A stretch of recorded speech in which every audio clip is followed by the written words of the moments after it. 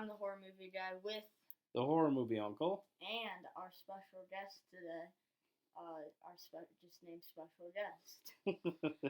Um, and so we're gonna be doing a review of Krampus, which we just watched tonight. Yeah, we just watched Krampus. We actually just watched the naughty cut, Yeah. which contains a little bit of extra footage that had to be cut out Yeah. for the PG-13 version.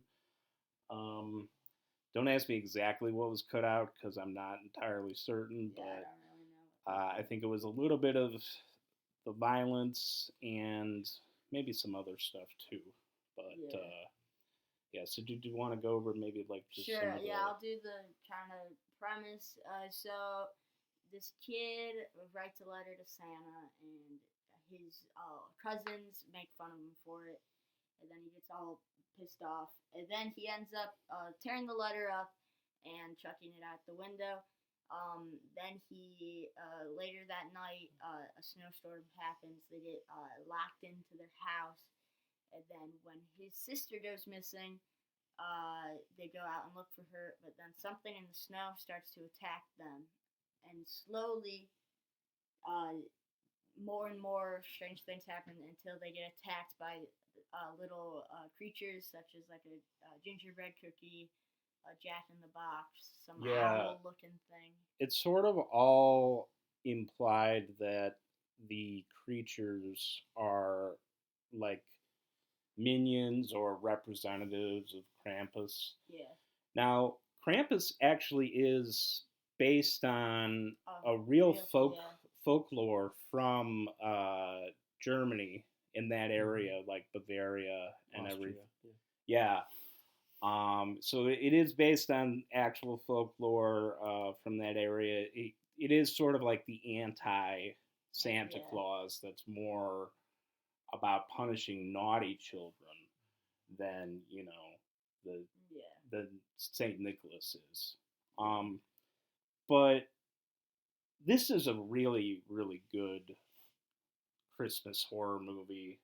Obviously, if you guys watched the previous video that we made, the top 10 Christmas horror movies, this we had at number 2.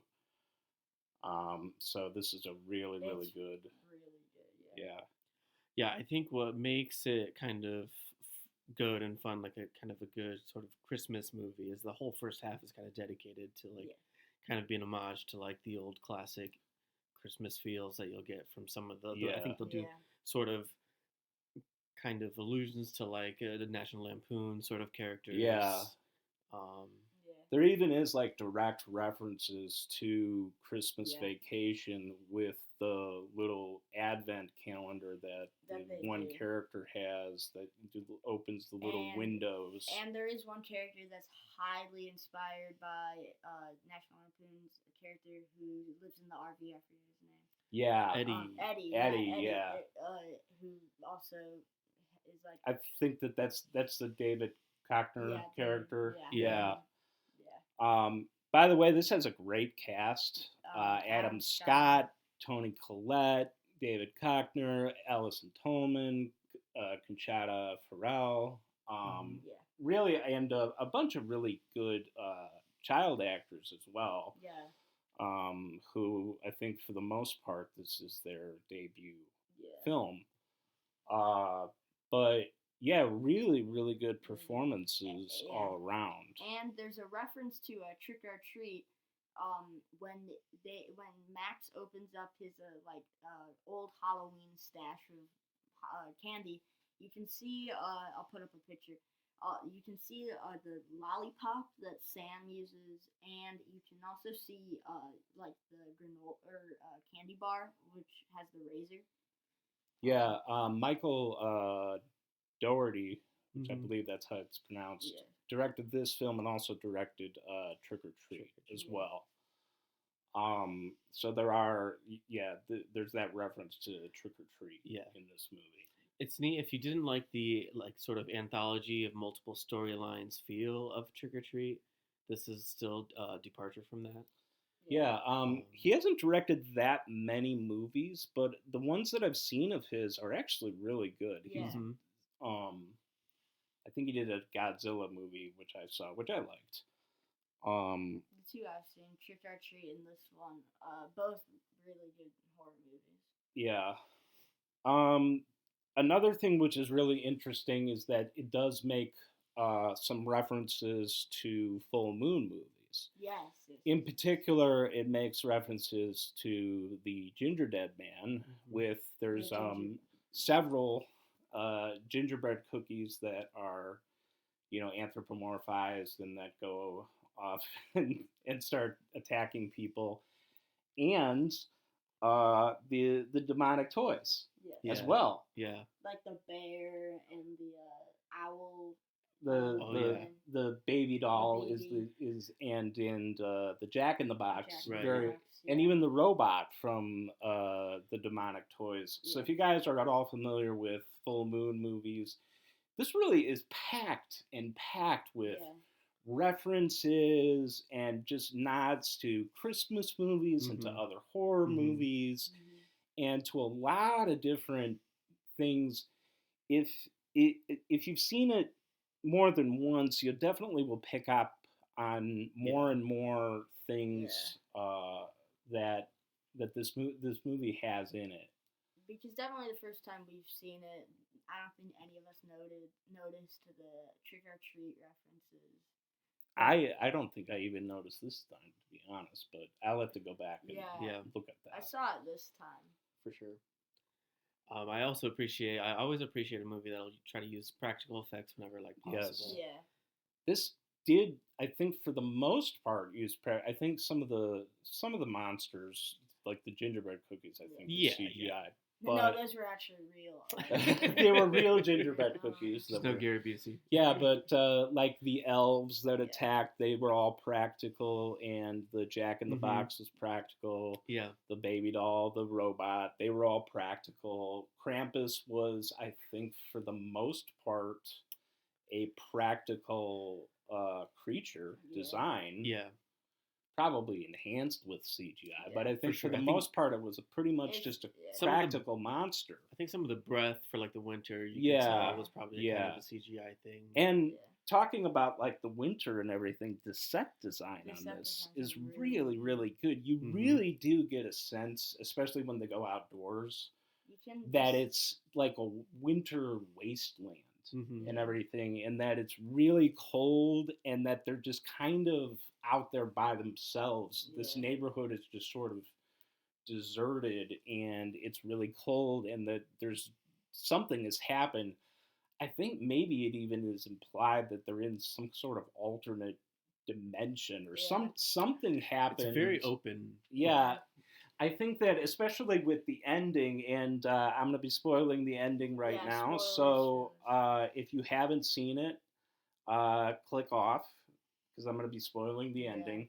So at the very end of the film, pretty much all of Max, who's the little boy, the sort of the main character of the film, all of his family members have died various ways through Krampus or one of the followers of Krampus and everything. And at the very end, he says that I take my wish back. I don't want any of this to have happened. He says, take me instead. And sort of a portal opens up. Maybe it's to hell. Maybe it's to whatever dimension. It's a little bit open-ended. So he falls in. And then he wakes up the next morning on Christmas Day, and it's like none of it happened. He had the craziest fever dream. Yeah, he had a dream, or it was whatever. Yeah. But then, as they're opening presents and everything, Max gets a present. And it's a little, bell. Like an ornament. An ornament that you can see throughout the movie that kind of... we didn't mention the grandmother character. The grandma also, halfway through the movie, there's a animated portion of which is a cool sequence. It's a really cool sequence of her backstory of how she dealt with Krampus. Yeah. And it's just a really cool little animated. It's actually also reminiscent a little bit of Nightmare Before Christmas, because it's in the stop motion style. Yeah. But anyway, at the end of the film, you see that ornament again. And then you get the shots of the looks on everybody's faces, they sort of realize that what Max was real.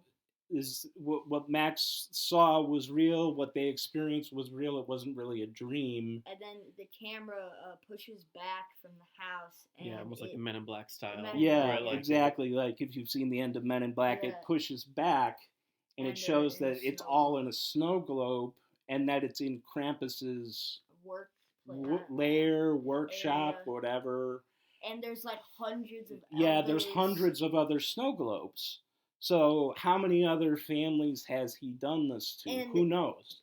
The director, I read something where he wants to make a sequel to Krampus, not about like the same characters, but like a different story following a group of people. Yeah.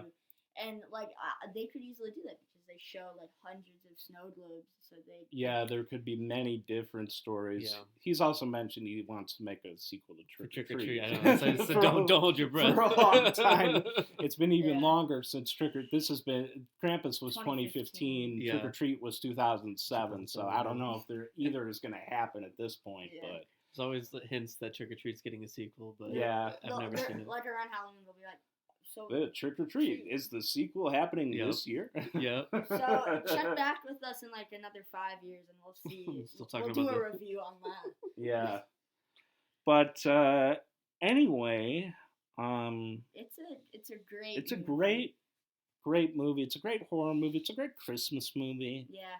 Yeah, it's not too gory. It's not too gory. Yeah. Even the naughty cut where some of the stuff that was cut out, it's still not that violent. I feel like one of the only times they show blood is when he gets his leg bit. Yep. Yeah.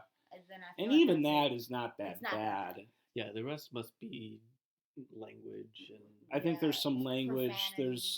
But really, it's not that bad. I think that this is a fine movie for most.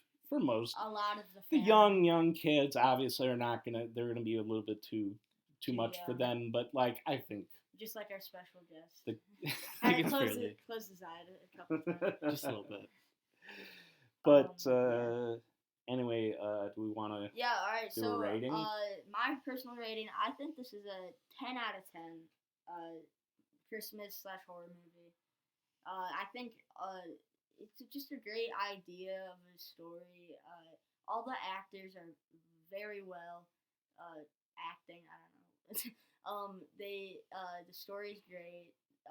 Everything in this movie is just really good. I'm at a 9.5 out of 10. Yeah.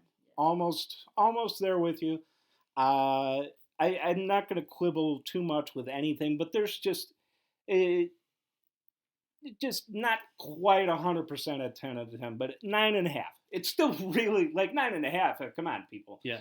Agreed. I'd say like a 9 out of 10. I think that a couple of the little things that I would have to gripe about are not really important enough for me to say I wouldn't like the movie. Yeah. So I mean, thank you for watching. Have a great Christmas if you celebrate it. Thank you for watching. Please like and subscribe. Hit the notification bell. Comment if you want the special guest to return in any other reviews. Thank you and goodbye. Bye.